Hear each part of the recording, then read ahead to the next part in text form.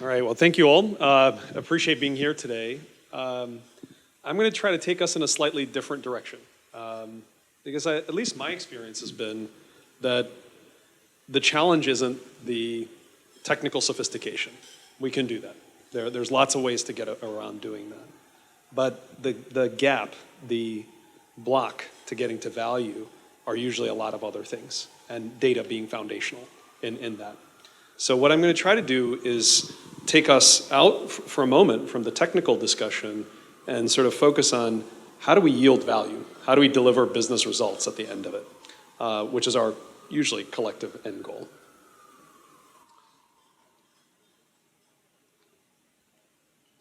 There we go. All right, so I'll just give you a quick overview of what I'm going to do, and then we'll walk through it. So in healthcare, the opportunities are tremendous, right? We know that it is one of the areas that is truly ripe for disruption.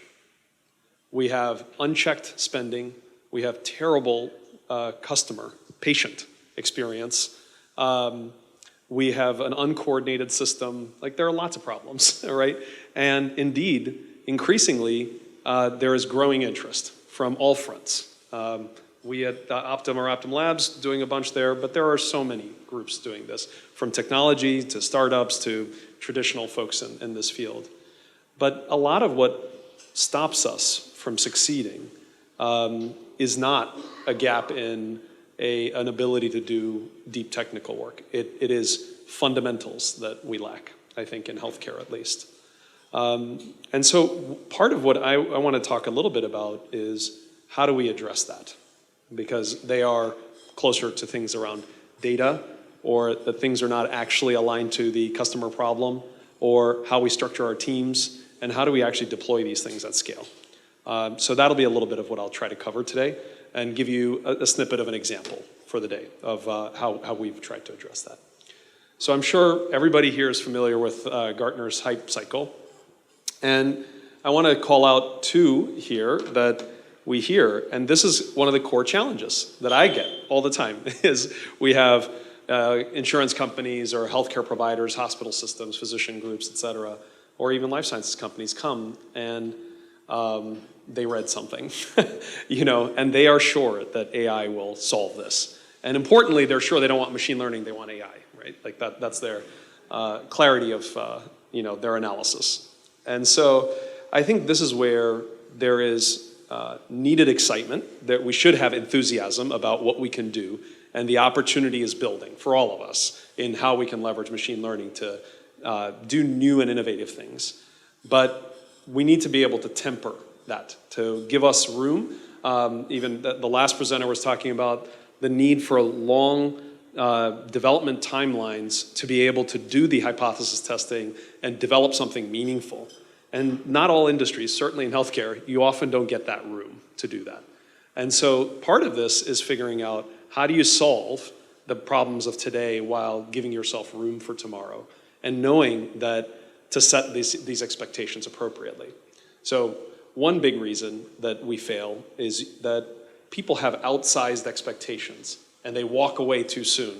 And so one of the key learnings, at least from our work, is that if we don't set that up front and get folks and your partners and stakeholders and customers to come along with you on that, you're going to fail. You're going to fail not because you had a bad idea. You're not going to fail because you built the bad model or anything else. You're going to fail because you didn't have adequate alignment on expectations. Oh, sorry, this doesn't seem to be, there we go. So first, like I mentioned early on, like that there are opportunities, and the types of opportunities in healthcare vary quite a bit. And you hear, the thing that you hear in the world, in public media, is that, hey, we can solve healthcare by providing great precision medicine or targeted services and so forth. That's the stuff of legend, right? Like we can't, because we don't know enough about people. There's so much data we don't have. We don't know about our genetics. We don't know about our lifestyles and things about people to really say who's truly at risk. And importantly, the underlying data in healthcare is sort of a billing system. It's exhaustive the system that you're dealing with to develop these capabilities. But nonetheless, there are opportunities. So what are they? So one, I think about it in a few buckets. There are things that are around routine activities, events in healthcare. They are operational in nature, substantially. You go to your doctor's office, it generates a bill, an insurance company has to approve it and come back. These things happen millions of times a day. Same thing, there's a more complex thing. You now have to go get a hospitalization, you have imaging that you need to do, you have to get an MRI. These things have processes behind them. All of these are excellent tasks for machine learning. You might do, use your computer vision methods to process the imaging and yield results. Or you might do document classification to be able to say, this set of information should get, yield an approval of a claim. Or you might say, I'm going to extract information, do entity extraction from clinical notes and highlight potential diagnoses for somebody to review. There are opportunities, there are real opportunities, and if you can focus on the discrete items, there is realized value happening today in healthcare, in lots of places. And so that's I think, the challenge is boiling down to those discrete activities and showing success and being able to build upon that. Because the broader vision is more about the combination of those things and align with also business logic or business rules or other things to get you that value. And importantly in healthcare, that is, we still have the clinician as the final decision maker. So you're usually making augmentations. You're not, as in other cases, in other industries where you could literally yield a decision, you're usually not doing that in healthcare. So some of the things that you see across the top and the bottom are really those operational cases. How do we code? How do we optimize our networks? And what that means for non-healthcare folks is that you usually have different physicians of different quality. You've probably experienced that not every physician or every nurse or whoever you interact with, a PT, is of great quality.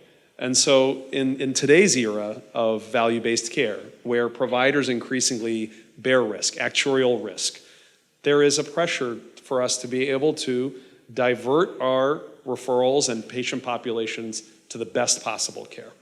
And so that means that you have to understand the data and optimize your networks. So some of the graph applications being discussed would help you optimize your network. So those are the opportunities there. There is, of course, also clinical opportunities, which we do a lot of as well, which is around how do we drive clinical decision support. And the point is support, not to make the decisions in today's day, because we don't have enough information. You might understand who's at greater risk of an illness, greater risk of progression of an illness, greater risk at getting hospitalized or die. And those things we can do quite well, actually, today, and yield some helpful insights to be able to support the clinical management teams. So these opportunities, to be clear, offer tremendous both person-level value, human value to the patient or the end consumer of this system, but they also, from a healthcare business standpoint, offer tremendous opportunities. Some of the operational activities are extraordinarily expensive. So automating those with machine learning makes a huge difference. And we are talking each thing yields tens to hundreds of millions of dollars of savings at a time, at scale, certainly. The clinical programs are tougher to assess the value because they're augmenting it. So one of the things, and this is also not likely to be a surprise to most, is, it's sort of like the trinity of machine learning, I think of it, is sort of data compute algorithms, right? And that's true in healthcare too, but we have real gaps. The data is flawed in so many ways, right? So you have data issues that, say your EMR data and the systems across EMR systems don't align. In other industries, there are much more standardization of data. And so that's a big gap in healthcare, usually. And not just for that, they're not only not the same standards of transactions and information, but the actual values and everything else vary across systems as well. And importantly, and as much as any other industry, the domain expertise becomes all the more important. there's a lot that, because the data is so imperfect or incomplete, that there's a lot of relevant augmentation, not just from the end clinician, but in healthcare informatics and so forth. And sorry, I think this is, not all of it is loaded maybe. Oh, all right, it'll have to do for today. So the algorithms, that one thing to call out is there is real opportunity to re-leverage, right? Like we have so much work happening in large language models today. And that is very relevant and useful in healthcare. And increasingly, there is more work happening in many fronts around how to leverage them for clinical applications. And so this is an area that's getting solved, at a rapid pace. But we suffer from underlying data and lack of understanding of how to align it. Compute, of course, is becoming quite the commodity, right? So why do we fail?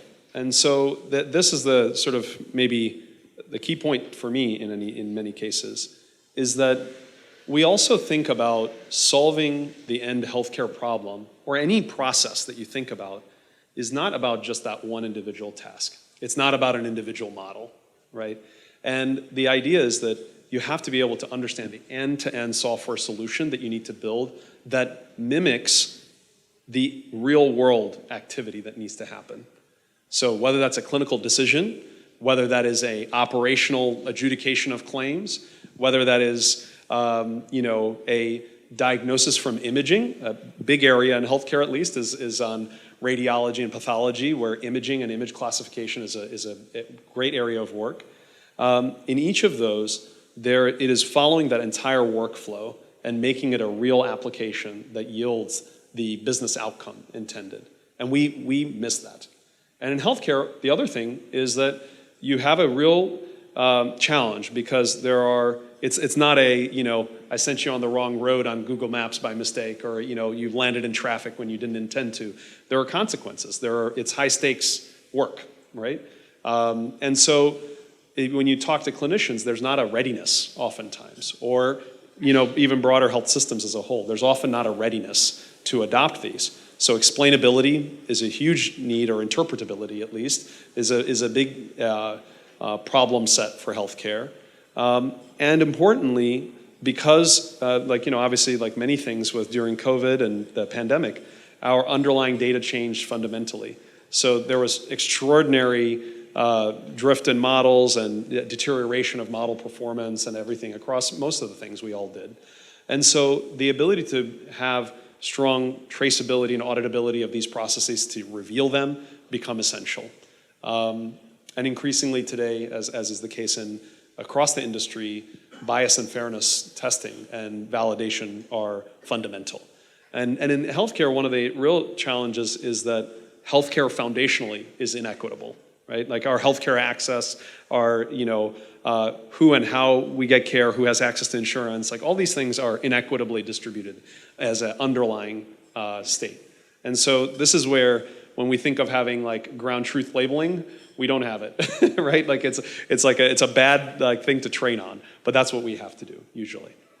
The other thing that I think is really important, it's for all of us probably, MLOps is like the buzz of the day, right? And I think one of the real challenges that we find is people usually arrive thinking of it as it's DevOps for ML, and it isn't, and that isn't what it is. And it is certainly building upon it, but being able to understand the true workflow of development and delivery and training and retraining and deployment at scale of ML, and being able to understand how and where you will monitor it, where you need to log the metadata and versioning, and all of these things are actually fundamentally important.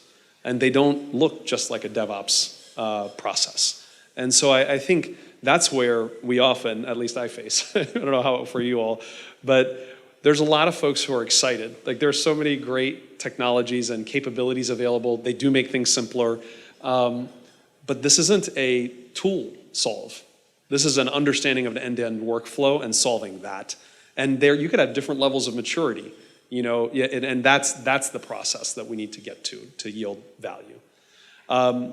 The other couple of things maybe is that I mentioned at the beginning that we don't have enough alignment to our partners, and this is, I think, not, most of these, I should say, are not necessarily healthcare is the only place where these are problems. But when you have that misalignment, you also have this problem of readiness for change. And you have to realize, while you have a tremendous opportunity to totally transform systems and processes and businesses altogether with machine learning, you're expecting a change, a behavior change. We all behave differently now because Uber and Lyft and all of these things are there. We behave fundamentally differently, and we expect something different. Or you go to an Airbnb, or you order your food via Seamless or whatever else it is. But that requires behavior change. They're expecting behavior change out of it.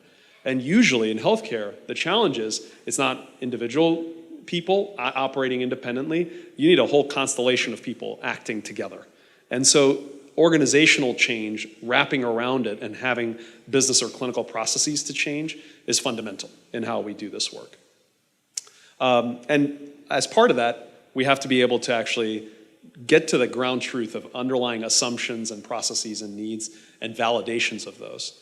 And so these things just take time. It's not magic, it's just time. So just what you all, maybe a little bit of what I was just saying, but this is our common problem, at least, is folks are convinced, like, get it to the cloud and magic will happen, or throw AI or whatever it is. And there's a real risk, I think.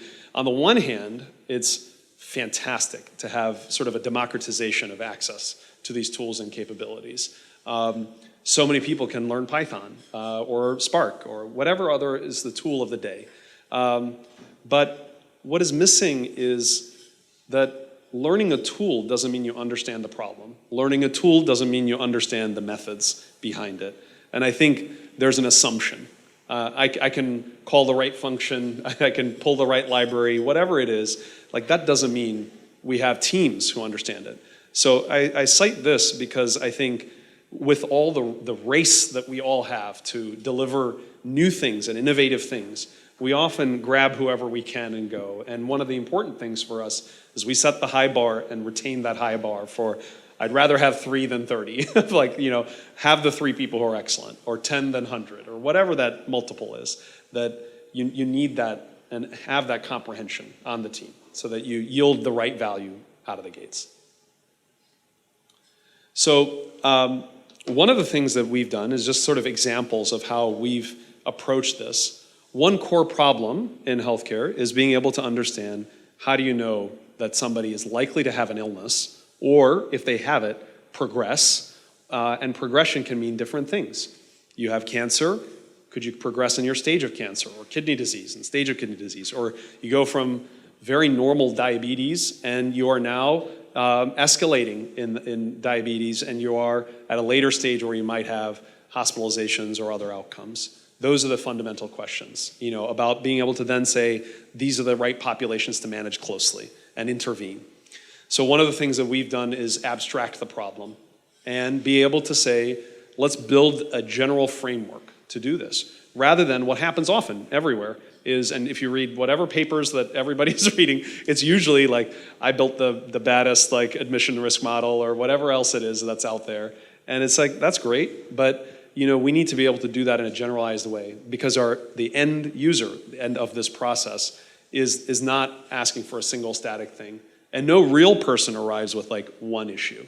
They arrive with 10 and 50, especially if you're dealing with older or sicker populations. So a lot of what we've done is to abstract things so that we can build a general framework to deploy these at scale, that they are configurable and reusable and deployable across platforms and systems.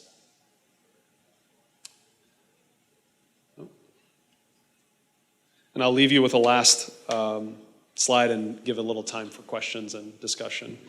Thank you very much. Oh, I thought, is it 5 minutes? Yeah, 5. Actually, yeah, it's fine. 4 or 5. It's perfect. Thank you. Okay, all right. Happy to cut off early if you'd like. No, it's perfect. So one of the things here is that I think the discipline is important. The discipline is important in how we do the work. everybody's always eager to get to the, hands-on keyboard and coding and getting going. But our process and what has worked for us is being very careful in understanding end-to-end systems and workflows, mapping that out in great detail, and being able to validate all the pain points and how we can solve and build a full end-to-end ML system, and not like, I solved this task, but the rest of it sucks, and so it doesn't matter. You didn't yield value on the other side of it.